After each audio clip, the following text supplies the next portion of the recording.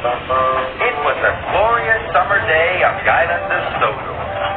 Toby was collecting milk from the dairy. James was pulling passengers to Brendam Docks. And Thomas was taking some workmen to work.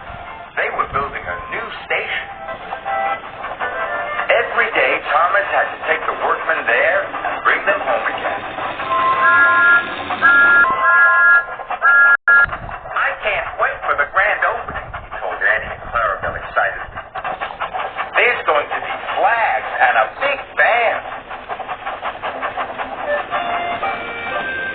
On the way to the new station, there was a difficult bend in the track. Thomas didn't like it at all. He was worried about the bend. But his good friends, Annie and Clarabelle, were there to help him. Slow down, they sang out. Slow down and puff with care. So Thomas did slow down, and he puffed with care. Thank you, Thomas puffed to Annie and Clarabelle. I couldn't have done it without you.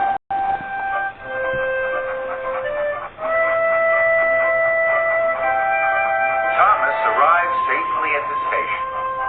Sir Topham Hatt was waiting for him. Today, Annie and Clarabelle are to go for their refit, He told Thomas. You must take them to the workshop straight away. But how will I take the workmen home? Asked Thomas. You can use ordinary coaches instead, said Sir Topham Hatt. Yes, sir, said Thomas, and he puffed away to the workshop.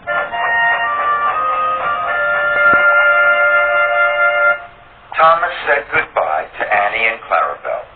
He was sad. I don't know how I'll manage the difficult bend without you, he told his friends. The next day, Thomas puffed to the coach yard. He was still thinking about the difficult bend. Thomas went too fast and gave the coaches a mighty bit.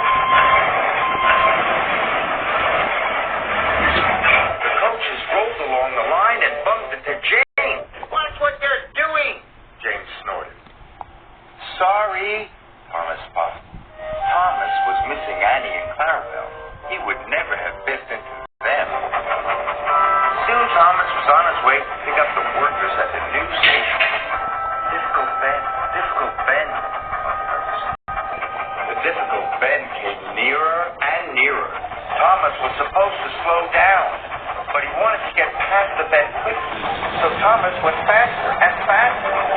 The coaches rattled and shook. Soon be over, Thomas said to himself.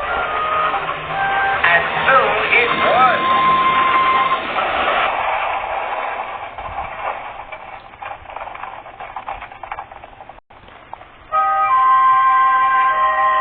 Luckily, no one was hurt.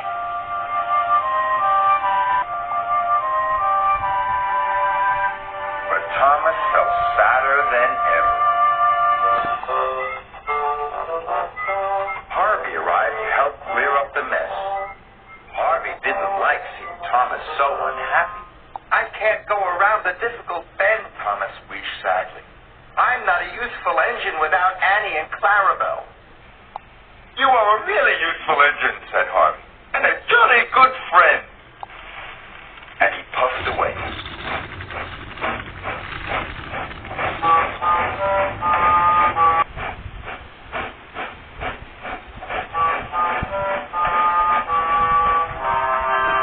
Thomas trundled slowly back to Tidman's shed. Very sad. He wanted to be back with Annie and Clarabelle.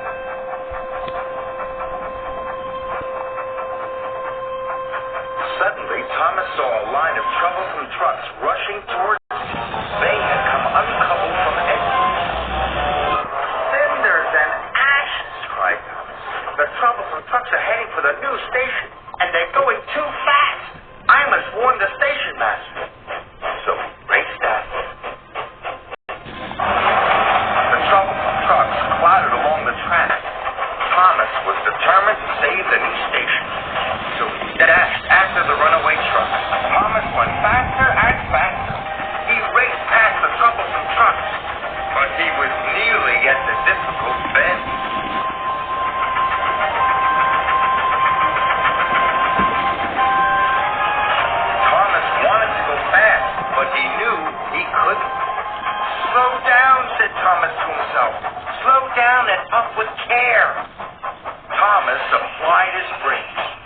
slowed down and puffed very carefully.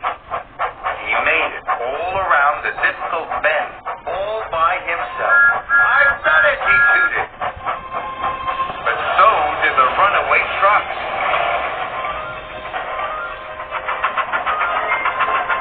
Thomas puffed as fast as he could. And he raced into the station just in time. "Runaway trucks are coming," he cried. "You must change the point." The signalman quickly changed the points. Troublesome trucks hurtled into her siding. They missed and bashed the bumper.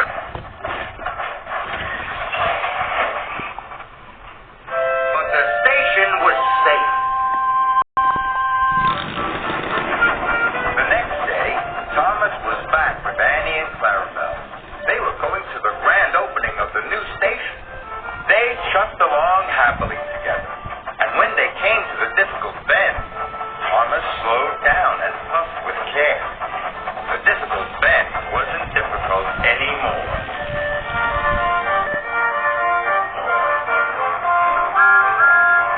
The grand opening was a great success, and the new station looked wonderful.